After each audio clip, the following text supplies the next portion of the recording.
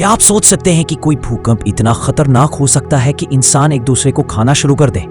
एक ऐसा दिन जब धरती कांपी, शहर जले और इंसानियत के नाम पर सिर्फ खून और लाशें बची। ये कहानी है 1923 के जापान की, जब आया ग्रेट कांटो भूकंप। एक ऐसा कहर जिसने लाखों जिंदगियों को निगल लिया, और उसके बाद शुरू हुआ एक ऐसा पागलपन जो शायद ही दुनिया ने पहले कभी देखा हो।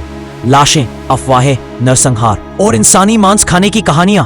क्या ये सब सच था या कुछ छुपाया गया? आज आप जानेंगे वो सच्चाई जो इतिहास की किताबों से मिटा दी गई।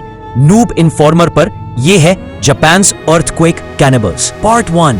जापान 1923 में कैसा था? 1923 का जापान एक बहुत ही तेजी से बदलता हुआ देश था।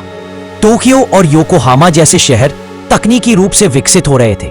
रेलवे, इलेक्ट्रिसिटी, फैक्ट्रियां, बड़े बड़े ऑफिस। जापान एक मॉडर्न सुपर पावर बनने की ओर बढ़ रहा था, लेकिन उस तरक्की की बुनियाद बेहद नाजुक थी। जापान एक भूकंप प्रवण देश है। जमीन के नीचे कई टेक्टोनिक प्लेट्स टकराती है और भूकंप यहाँ आम बात है। लोग डरते थे, लेकिन उन्हें इसकी आदत थी। लेकिन 1 सितंबर 1923 को जो हुआ वो सिर्फ एक आम भूकंप नहीं था। पार्ट 2। 1 सितंबर का वो दिन, दोपहर का वक्त था, लगभग 11 बजे। लोग लंच की तैयारी कर रहे थे, बच्चे स्कूल में थे और दुकानों में ग्राहकों की आवाजाही थी। और तभी एक जोरदार झटका आया, फिर दूसरा, फिर तीसरा। भूकंप की तीव्रता थी 7.9, यानी बेहद शक्तिशाली। पुरानी लकड़ी की इमारतें गिरने लगी, बिजली के खंभे टूटे, सड़कों में दरारें आ गई। लेकिन असली विनाश तब शुरू हुआ जब गैस पाइपलाइन फट गई और आग लग गई पूरे शहर में। टोक्यो और योकोहामा जल उठे। आग इतनी तेज थी कि हजारों लोग उसी में जिंदा जल गए। पार्ट 3। आग, तबाही और लाशें। भूकंप के बाद पूरे शहर में आग की लपटें थीं। कई इलाकों में फायर स्टॉर्म बना, यानी एक ही जगह इतनी आग कि हवा भी जल रही हो। लोग घर छोड़कर भागने लगे, लेकिन उन्हें ना तो रास्ता दिख रहा था, ना खाना, ना पानी। सड़कों पर लाशें बिछी थीं। कुछ लोग जिंदा जले, कुछ मलबे में दबकर मरे। कई लोग दम घुटने से ही मर गए। सरकारी आंकड़ों के मुताबिक करीब 1,40,000 लोग मारे गए, लेकिन असल संख्या इससे कहीं ज्यादा थी। पार्ट 4। जब इंसान जानवर बन गया। अब हालात ऐसे थे कि बचने के लिए कुछ भी करना पड़ सकता था। पानी नहीं, खाना नहीं, बिजली नहीं। और तब शुरू हुई अफवाहें। लोग एक दूसरे को मार कर खा रहे हैं। किसी ने बच्चे की बॉडी को पकाकर खाया। बूढ़ों को मारा जा रहा है क्योंकि वो ज्यादा काम के नहीं है। ये बातें अखबारों और लोकल अफसरों के जरिए फैलती गईं। कुछ लोगों का दावा था कि उन्होंने कैनिबलिज्म अपनी आंखों से देखा। क्या ये अफवाहें थी? शायद, लेकिन जब लोग भूख से पागल हो चुके हों तब कुछ भी मुमकिन है। पार्ट 5। कोरियन नरसंहार। इसी समय एक और खतरनाक चीज शुरू हुई, कोरियन विरोध। भूकंप के बाद जापानियों ने अफवाह फैलाई कि कोरियन लोग जहर मिला रहे हैं पानी में, वो आग लगा रहे हैं, वो जापान को अंदर से तोड़ना चाहते हैं। ये सब झूठ था, लेकिन लोगों ने मान लिया।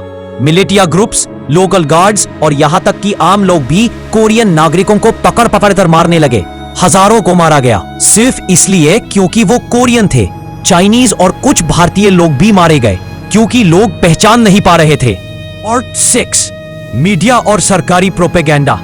सरकार ने इन घटनाओं को कवर करने की जगह अफवाहों को और हवा दी। RTLM जैसे कुछ लोकल रेडियो चैनल्स, जो बाद में रवांडा नरसंहार में भी देखे गए, इन्हीं की तरह अफवाहें फैलाई जा रही थी। सरकार ने बोल दिया कोरियन खतरनाक है, जो भी विदेशी दिखे उसकी रिपोर्ट करो। मीडिया ने भी यही दिखाया। इस बीच कैनिबलिज्म की कहानियां भी फैलती गई। कुछ जगहों पर लोगों को मानव मांस खाते देखे जाने का दावा किया गया। सरकार ने इन पर चुप्पी साध ली। पार्ट 7। कैनिबलिज्म, अफवाह या सच्चाई। इतिहासकार आज भी इस बात पर बहस करते हैं, क्या 1923 जापान में सच में कैनिबलिज्म हुआ? कुछ सर्वाइवर अकाउंट्स इसे कंफर्म करते हैं। कुछ डॉक्यूमेंट सजेस्ट करते हैं कि छोटे गांवों में जहां वीक्स तक मदद नहीं पहुंची, वहां लोगों ने मांस खाया था, शायद इंसानों का। कुछ रिपोर्ट्स कहती है कि लाशों से मांस काटा गया था, लेकिन इसकी कोई फोटो या पक्की गवाही नहीं है। कई लोग मानते हैं कि सरकार ने ये कहानियां खुद फैलाई ताकि लोग कोरियन नरसंहार और प्रशासन की नाकामी से ध्यान हटा लें। पार्ट 8। इंसानी दिमाग की हदें। जब इंसान सर्वाइवल मोड में होता है, तब नैतिकता, धर्म और मानवता सब पीछे छूट जाती है। 1923 में जो हुआ वो सिर्फ एक भूकंप नहीं था, वो इंसानी मन का टूटना था। जब डर और भूख एक साथ मिलते हैं तब इंसान जानवर से भी बुरा बन जाता है। Conclusion, Japan's great Kanto earthquake एक नेचुरल डिजास्टर था, लेकिन उससे बड़ी तबाही इंसानों ने खुद एक दूसरे पर बरपाई। अगर कैनिबलिज्म की कहानियां सच थीं, तो वो हमारी इंसानियत के लिए सबसे बड़ा आईना है। अगर झूठ थी तो भी वो दिखाती हैं कि अफवाह कैसे मासूम लोगों की जान ले सकती है। 1923 की यह घटना आज भी जापान में ज्यादा डिस्कस नहीं की जाती, क्योंकि यह सिर्फ बिल्डिंग्स के गिरने की कहानी नहीं है, ये इंसान के गिरने की कहानी है। अगर आपको ये वीडियो ज्ञानवर्धक और झकझोर देने वाला लगा तो लाइक जरूर करें, कमेंट करके बताएं क्या आप मानते हैं कि यह सच था या सिर्फ अफवाह। और ऐसी ही अनकही, अनसुनी और सच्ची कहानियों के लिए सब्सक्राइब कीजिए नूब इन्फॉर्मर को। हम मिलेंगे अगले एपिसोड में, तब तक याद रखिए, इतिहास छुपाया जा सकता है लेकिन मिटाया नहीं जा सकता। जय हिंद।